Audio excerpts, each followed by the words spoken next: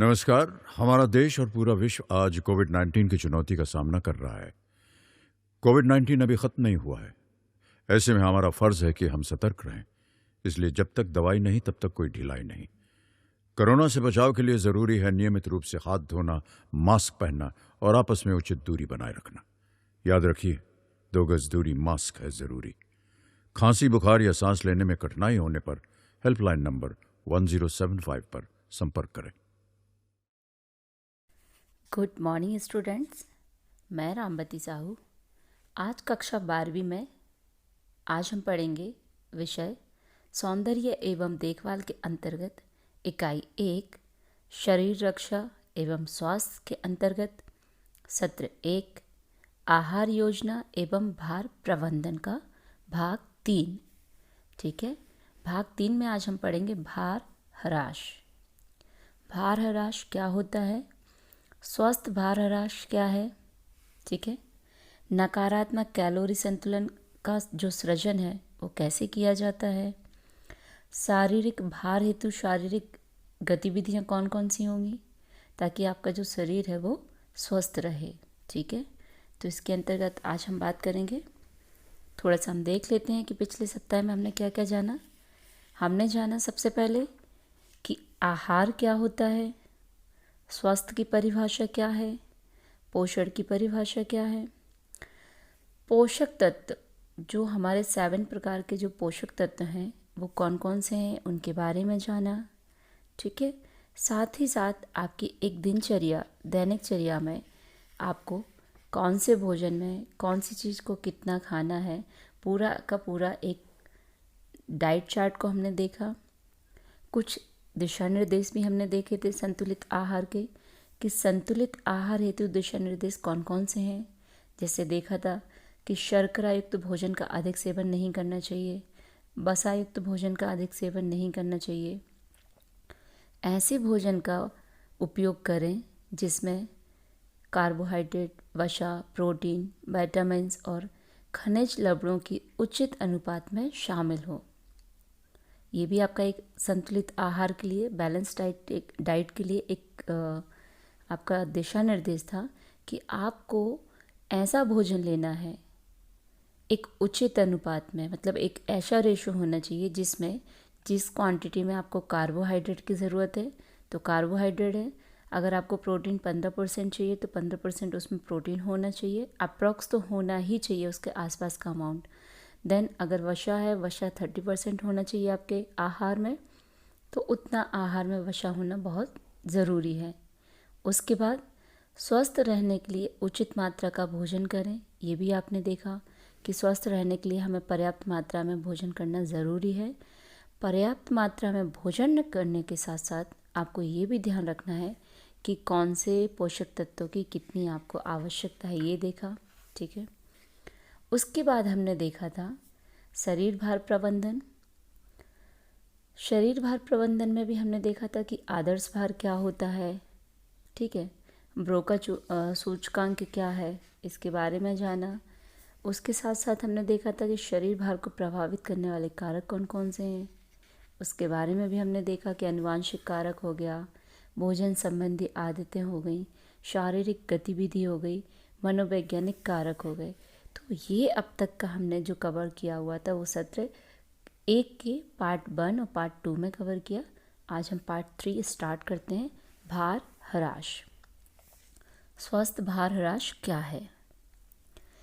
किसी के लिए भी अपने भार में तेज़ी से कमी करने के प्रयास करना स्वाभाविक है। आपने देखा होगा अगर किसी का वेट बहुत ज़्यादा बढ़ रहा है तो वो एकदम तेज़ी से उसको कम करने का प्रयास करना स्टार्ट कर देता है, और ये स्वाभाविक सी बात है। किंतु प्रमाणों से स्पष्ट है कि जो क्रमिक एवं धीरे धीरे भार में कमी लाते हैं वे भार कम करने में अधिक सफल होते हैं। मतलब कि जो लोग क्रमिक एवं धीरे धीरे, क्रमिक और धीरे धीरे से मतलब है कि ऐसा नहीं कि आपने कोई ऐसा मेडिसिन ले लिया, कोई इस तरह की एक्सरसाइज कर ली कि जिसमें आपको जो भार आपको 3 मंथ्स में रिड्यूस करना था वो आपने 10 दिन में कंप्लीट कर लिया। जब 10 दिन में आपने कंप्लीट किया तो उसका कुछ ना कुछ साइड इफ़ेक्ट होगा, क्योंकि आपका वेट जो है ना वो धीरे धीरे जब गेन होता है तो धीरे धीरे ही वो रिड्यूस भी होता है। वे भार कम करने में अधिक सफल होते हैं। स्वस्थ भार ह्रास केवल आहार अथवा कार्यक्रम के विषय में ही नहीं है, यह एक ऐसी सतत जीवन शैली के विषय में है जिसमें दैनिक आहार तथा व्यायाम की आदतों में दीर्घकालीन परिवर्तन सम्मिलित है। ठीक है, ये आपकी जीवन शैली के ऊपर निर्धारित करता है, आपके दैनिक आहार के ऊपर निर्धारित करता है, आप जो व्यायाम है, आपकी जो डेली रूटीन्स हैबिट्स हैं, उनके ऊपर भी आपका जो वेट है वो डिपेंड करता है कि आपका भार जो है वो गेन हो रहा है या लॉस हो रहा है। ठीक है, भार कम करने के लिए आपको ग्रहण की जाने वाली कैलोरी से अधिक कैलोरी का उपयोग करना होगा। ठीक है, भार कम करने के लिए आपने जितनी कैलोरी गेन की, जितना आपने भोजन लिया, जितना आपने आहार लिया, उसमें आपको जितनी कैलोरी मिली, उससे अधिक कैलोरी का आपको उपयोग करना होगा, उससे अधिक कैलोरी को बर्न करना होगा, जब जाके आपका जो भार है वो कम होगा। चूँकि 1 पाउंड 3.500 कैलोरी के बराबर होता है। ठीक है, 1 पाउंड जो है वो कितना होता है 3.5 मतलब 3500 कैलोरी के बराबर होता है। यदि आपको प्रति सप्ताह लगभग 1 से 2 पाउंड भार कम करने के लिए प्रतिदिन 500 से 100 कैलोरी कम ग्रहण करनी होगी। ठीक है, 1 किलोग्राम में कितना होता है 2.2 पाउंड। अगर हम 1 kg की बात करें तो 1 किलोग्राम मतलब कि 2.2। ये हम लोग किसकी बात कर रहे हैं, कैलोरीज की।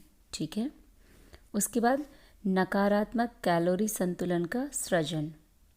अब नकारात्मक कैलोरी का संतुलन का सृजन, इसका मतलब क्या है, तो इसमें माध्यम दिए गए हैं कि आपका आहार कितना होना चाहिए, गतिविधि कितना होना चाहिए, व्यवहारिक परिवर्तन कितना होना चाहिए, कुल कैलोरी ह्रास मतलब कि जो टोटल कैलोरीज आपकी बर्न होगी वो कितनी होना चाहिए प्रतिदिन के हिसाब से वो दिया गया है। आहार आपका कितना, आहार में कितना होना चाहिए 500 किलो कैलोरी प्रतिदिन होना चाहिए। गतिविधियों में 500 किलो कैलोरी प्रतिदिन। ठीक है, उसके बाद व्यवहारिक परिवर्तन 50 किलो कैलोरी प्रतिदिन। ये नकारात्मक कैलोरी के संतुलन का सृजन की बात कर रहे हैं, नकारात्मक। ठीक है, टोटल कैलोरी ह्रास जो है वो कितना हो जाएगा आपका 1050 किलो कैलोरी प्रतिदिन, मतलब कि इतना ह्रास कुल कैलोरीज का होना चाहिए। उपयुक्त मान व्यक्ति की स्वस्थ दशा के आधार पर अंततः परिवर्तनीय है, मतलब कि जब भी आपका चाहे वेट गेन की बात हो चाहे वेट रिड्यूस की बात हो, तो ये व्यक्ति टू व्यक्ति के ऊपर, उसके स्वास्थ्य के ऊपर, उसके स्वास्थ्य की दशा के ऊपर आधारित होता है कि इस व्यक्ति का वेट कितने दिन में गेन होगा या कितने दिन में रिड्यूस होगा, और इस व्यक्ति का वेट कितने दिन में रिड्यूस होगा या गेन होगा। वो पर व्यक्ति के ऊपर, प्रत्येक व्यक्ति के ऊपर एक उसकी अपनी कैपेसिटी होती है, एक उसका अपना तरीका होता है। ठीक है, और उसी के आधार पर ये वर्क करता है। अब हम देखते हैं स्वस्थ भार हेतु शारीरिक गतिविधियाँ। शारीरिक गतिविधि का महत्व। उत्तम स्वास्थ्य के लिए नियमित शारीरिक गतिविधियाँ महत्वपूर्ण हैं। ये हर कोई जानता है कि अगर हमें उत्तम स्वास्थ्य चाहिए, एक अच्छी हेल्थ चाहिए, तो नियमित शारीरिक गतिविधियाँ बहुत ही महत्वपूर्ण हैं, जो यह विशेष रूप से तब और अधिक महत्वपूर्ण है जब आप भार कम करने अथवा स्वस्थ भार बनाए रखने का प्रयास कर रहे हैं। ठीक है, मतलब कि विशेष रूप से आपको अत्यधिक महत्वपूर्ण है जब आप भार को या तो कम भार करने के अथवा स्वस्थ भार बनाए रखने का प्रयास कर रहे हैं। एक स्वस्थ भार बनाए रखना मतलब कि एक आदर्श भार होना, आपके शरीर का एक आदर्श भार होना। ठीक है, जैसे कि आपने पिछले सत्र में देखा था कि एक स्वस्थ भार कैसे हम लोग कैलकुलेट करते हैं, ब्रोका सूचकांक के थ्रू। आदर्श भार कैसे देखते हैं, ऊंचाई जो आपकी रहती सेंटीमीटर -100 बराबर आदर्श भार, जो कि आपका किलोग्राम में काउंट होता है। ठीक है, आपने देखा था ब्रोका सूचकांक में तो ये आपका हो जाता है स्वस्थ आदर्श भार। भार को कम करते समय अधिक शारीरिक क्रियाकलाप ऊर्जा का उपयोग अथवा दहन के लिए शरीर द्वारा उपयोग में लाई जाने वाली कैलोरी की संख्या में वृद्धि कर सकता है। ठीक है, यह कर देता है। भोजन के माध्यम से कैलोरी की संख्या में कमी करने के साथ शारीरिक गतिविधि के माध्यम से कैलोरी का दहन एक कैलोरी ह्रास सृजित करता है, जिसका परिणाम भार में कमी आना होता है। आपका जब भी किसी भी तरह का भार में कोई कमी आएगी तो आपकी कैलोरी का क्या होगा, वहाँ पे ह्रास होगा। ठीक है, अधिकतर भार ह्रास कम कैलोरी युक्त भोजन के कारण होता है, किंतु प्रमाणों से ज्ञात है कि भार कम करने का एकमात्र उपाय नियमित रूप से शारीरिक गतिविधि करना होता है। अगर आपको भार कम करना है, आपकी बॉडी को फिट रखना है, तो आपको नियमित रूप से शारीरिक गतिविधि करना बहुत ही आवश्यक है। आपको बोला जाता है आपको अर्ली मॉर्निंग उठना है, आपको अर्ली मॉर्निंग ये एक्सरसाइज करना है, आपको अर्ली मॉर्निंग ये वर्कआउट करना है। तो अर्ली मॉर्निंग उठने से क्या होता है, आपका पूरा का पूरा जो एक दैनिक दिनचर्या है वो पूरी बन जाती है। और जब आपकी पूरी दैनिक रूटीन अगर रेडी हो जाता है, जो डेली रूटीन है, तो जब आप डेली रूटीन को फॉलो करोगे डे बाय डे लाइफ में, तो डेफिनेटली आपका स्वास्थ्य बहुत अच्छा रहेगा, जिसको हम बोल सकते हैं कि एक उत्तम स्वास्थ्य होना। ठीक है, महत्वपूर्ण रूप से शारीरिक गतिविधि भार में कमी लाने के अतिरिक्त हृदय वाहिनी रोगी तथा मधुमेह के जोखिम को कम करती है। शारीरिक गतिविधि निम्नलिखित के लिए भी सहायक होती है, जैसे भार बनाए रखने के लिए, उच्च रक्तचाप कम करने के लिए। जो हाई ब्लड प्रेशर होता है, आप अगर डेली रूटीन में वर्कआउट करते हो तो आपका जो हाई ब्लड प्रेशर होता है वो कंट्रोल में रहता है। ठीक है, टाइप 2 मधुमेह, हृदयघात, आघात तथा कैंसर के अनेक प्रारूपों के जोखिम कम करने में।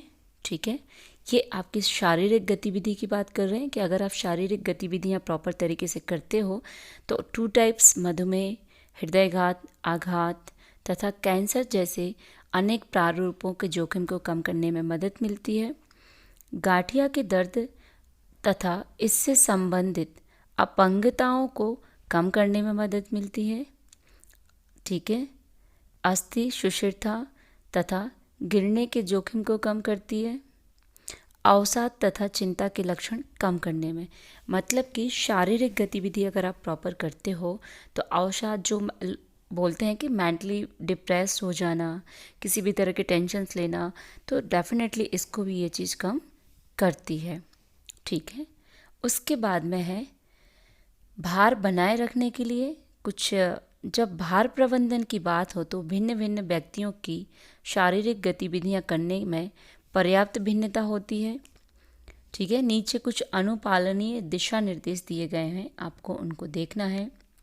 जैसे भार बनाए रखने के लिए प्रति सप्ताह मध्यम तीव्रता से 150 मिनट वायवीय गतिविधियाँ, जोरदार ढंग से 75 मिनट की वायवीय गतिविधियाँ अथवा दोनों के समतुल्य मिश्रित गतिविधियाँ करें। मतलब कि आपको कुछ ऐसी गतिविधियाँ करनी है प्रति सप्ताह, मतलब या तो 150 मिनट हो सकती हैं या 75 मिनट हो सकती हैं, या दोनों के समतुल्य। उनके समतुल्य मतलब कि उन दोनों को मिला के आपको क्या एक एवरेज निकल रहा है उसकी बात कर सकते हैं, या समतुल्य उसके अलावा कोई ऐसा काम कर सकते हैं जो उसके बराबर हो। ठीक है, सशक्त वैज्ञानिक प्रमाण प्रदर्शित करते हैं कि शारीरिक गतिविधियां समय के साथ आपके भार को बनाए रखने में भी सहायक होती हैं। भार में कमी लाना एवं इसे बनाए रखना। यदि आप अपने भार को समायोजित नहीं करते हैं और खाने एवं पीने में कैलोरी की मात्रा कम नहीं करते हैं तो आपको अधिक शारीरिक गतिविधि की आवश्यकता होगी। स्वस्थ भार प्राप्त करने और उसे बनाए रखने के लिए नियमित शारीरिक गतिविधि एवं स्वस्थ आहार योजना दोनों की ही आवश्यकता होगी। ठीक है, उसके बाद इसमें कुछ मध्यम तीव्रता एवं अत्यधिक तीव्रता का अर्थ क्या है वो थोड़ा सा देख लेते हैं।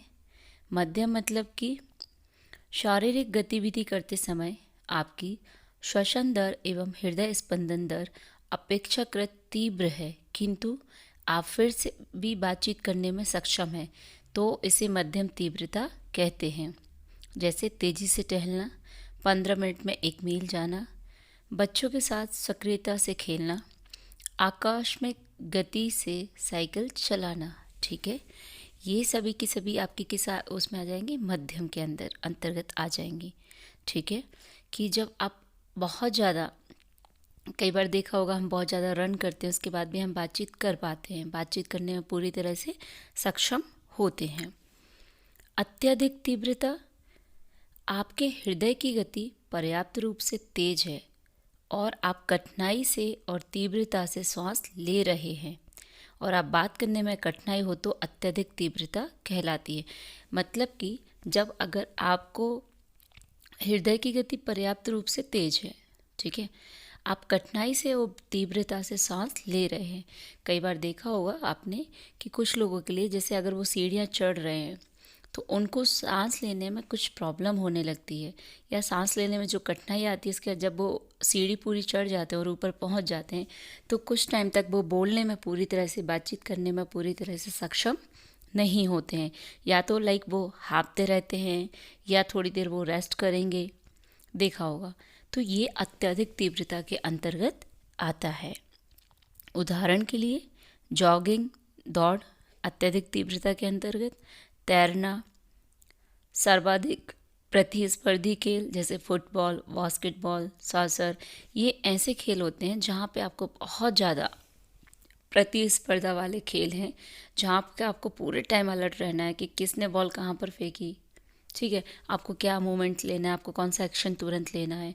तो ये भी एक अत्यधिक तीव्रता के अंतर्गत आएगा। उसके बाद रस्सी कूद, आपने देखा होगा जब आप रस्सी कूदते हो, ठीक है, ऑलमोस्ट आपने स्किपिंग करते करते करते ऑलमोस्ट आपने अगर 50 कंटिन्यू रस्सी कूद लिया, काउंटिंग 50 कर ली, तो उसके बाद क्या होगा, आपकी बॉडी है जो आपको सांस लेने में थोड़ा सा कठिनाई होगी अगर आप नियमित रूप से एक्सरसाइज नहीं करते हो। तो अगर आप रेगुलर 50 आपने स्टार्ट किया कि पहले आप डेली 10 बार रस्सी कूद रहे थे, फिर 20 किया, 30, इस तरह से अगर आप बढ़ाओगे तो डेफिनेटली आप 50 की जगह 100 भी करोगे तो भी आपके शरीर में मध्यम तीव्रता ही काम करेगी, जिसमें आप बातचीत भी कर पाओगे और किसी भी तरह की सांस लेने में कोई कठिनाई नहीं होगी।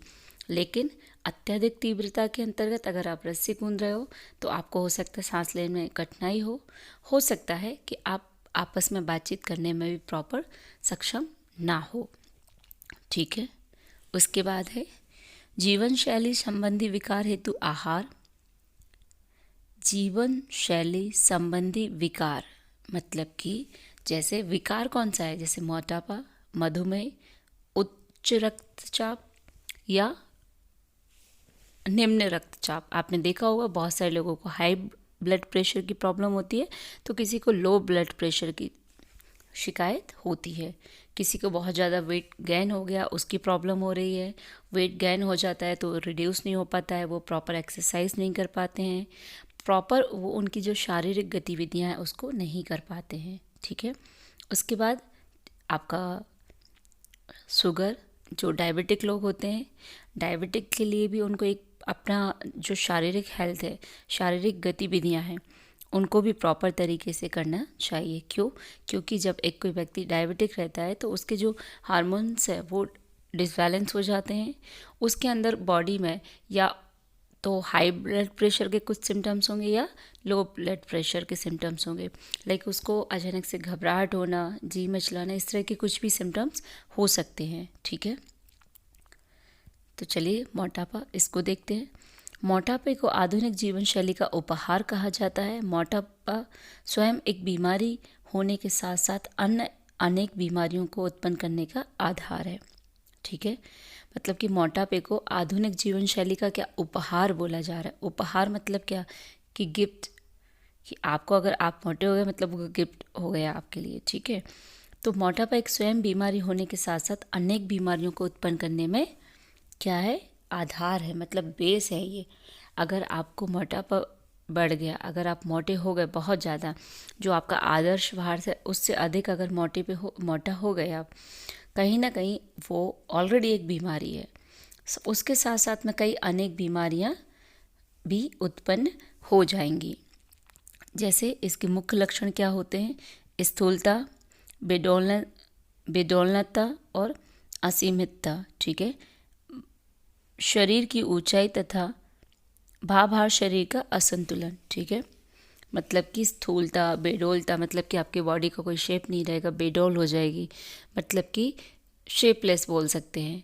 आप जब मोटे हो जाते हैं तो आपकी बॉडी में कोई शेप पर्टिकुलर नहीं रहता है। ठीक है। थोड़े श्रम में सांस फूलना।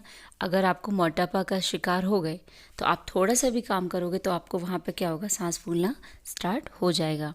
अत्यधिक पसीना आना, शरीर में दर्द, अत्यधिक निद्रा। ये मोटापे का एक सबसे बड़ा कारण होता है कि आपको अत्यधिक नींद आना। ठीक है। शरीर में दर्द होना, देखा होगा कुछ लोगों को बॉडी पेन रेगुलर होता रहता है। बॉडी पेन होने के पीछे पीछे क्या एक सबसे बड़ा रीज़न उनका मोटापा भी हो सकता है। ठीक है। मोटापा को वसा ऊतक में वसा का असामान्य एवं अत्यधिक निक्षेप के रूप में परिभाषित किया जाता है। जो वसा है, आपने देखा होगा वसा कम खाने के लिए बोला जाता है। क्यों?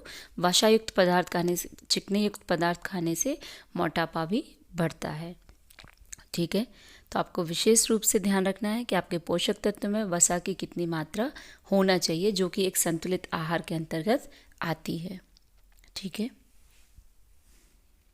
उसके बाद है जैसे उच्च रक्तचाप। अब ये उच्च रक्तचाप क्या होगा, इसको भी थोड़ा सा देख लेते हैं। उच्च रक्तचाप को सामान्य उच्च रक्तदाब जब कहा जाता है जब ब्लड प्रेशर को समझने के लिए अर्थ समझ लेना चाहिए। ठीक है। वह दाब जिस पर रक्त हृदय द्वारा शरीर के अन्य अंगों तक भेजा जाता है रक्तदाब कहलाता है। किसी व्यक्ति के रक्तदाब को दो मानों में व्यक्त किया जाता है, जिसे प्रकुंचन सिस्टोलिक तथा डायस्टोलिक रक्तदाब कहा जाता है। इसे समझने के लिए हमें सर्वप्रथम सिस्टोलिक एवं हृदय स्पंदन की अवस्था को समझना चाहिए।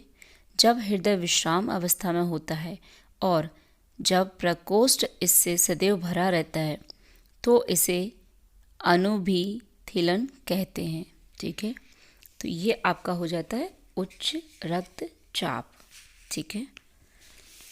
उसके बाद में मधुमेह दिया हुआ है।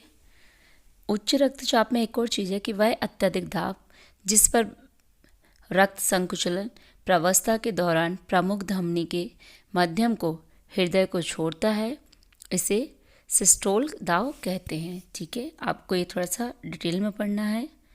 उसके बाद में आयु के अनुसार कई प्रकार की भिन्नताएं भी हो सकती है। जैसे किसी युवा व्यक्ति का रक्त दाब अगर देखेंगे तो 120/80 हो सकता है, किंतु अगर आप किसी 60 इयर्स की आयु के व्यक्ति का आप उच्च रक्तदाब देखेंगे तो वो 160/90 हो सकता है। ठीक है। जब अत्यंत छोटी धमनियाँ सक्रिय हो जाती हैं, इसके कारण उच्च रक्तदाब होता है। इसके परिणाम स्वरूप रक्त प्रवाह में बाधा, अत्यधिक रक्तदाब, धमनी में टूट फूट, आंतरिक रक्त प्रभाव भी हो सकता है। ठीक है। चिंता, तेज दौड़ना, तनाव, अत्यधिक कार्य करना आदि की स्थिति में किसी व्यक्ति में रक्तदाब बढ़ना एक सामान्य सी दशा है। आपने देखा होगा किसी का जो ब्लड प्रेशर है वो अचानक से बढ़ जाता है जब वो किसी भी प्रकार की कोई टेंशन करते हैं, तेज दौड़ते हैं, तनाव में रहते हैं, अत्यधिक कार्य करने की स्थिति में क्या होता है, उनका रक्तदाब बढ़ जाता है। ठीक है। उसके बाद मधुमेह कि प्रातः काल में आपको क्या क्या वर्कआउट करना चाहिए, कौन कौन सी सावधानी रखना चाहिए, इसके बारे में दिया गया है। तो ये भी आपको पूरी तरह से समझना है। ठीक है। उसके बाद में आपके समीक्षात्मक प्रश्न हैं। पहला प्रश्न है आपका कि WHO द्वारा दी गई स्वास्थ्य की परिभाषा क्या है, उसको लिखना है। संतुलित आहार के लिए दिशा निर्देश कौन से हैं वो लिखिएगा। शरीर भार सूचकांक को परिभाषित कीजिए। उसके बाद स्वस्थ भार ह्रास क्या है, शरीर भार को प्रभावित करने वाले कारक कौन कौन से हैं? स्वस्थ भार हेतु शारीरिक गतिविधियों का महत्व लिखिए। ठीक है, तो ये सभी के सभी आपके समीक्षात्मक प्रश्न हैं। आपको इनको भी कंप्लीट करना है, आपको प्रॉपर नोट्स बनाने हैं। ठीक है, उसके बाद अब हम अगली क्लास में पढ़ेंगे सत्र 2 शरीर जरण। ठीक है, ये क्या कहलाता है इसके बारे में जानेंगे। ठीक है, जब तक के लिए धन्यवाद। किशोर अवस्था संबंधित समस्याओं के परामर्श हेतु समर्पित उमंग किशोर हेल्पलाइन के टोल फ्री नंबर 144225 पर संपर्क करें।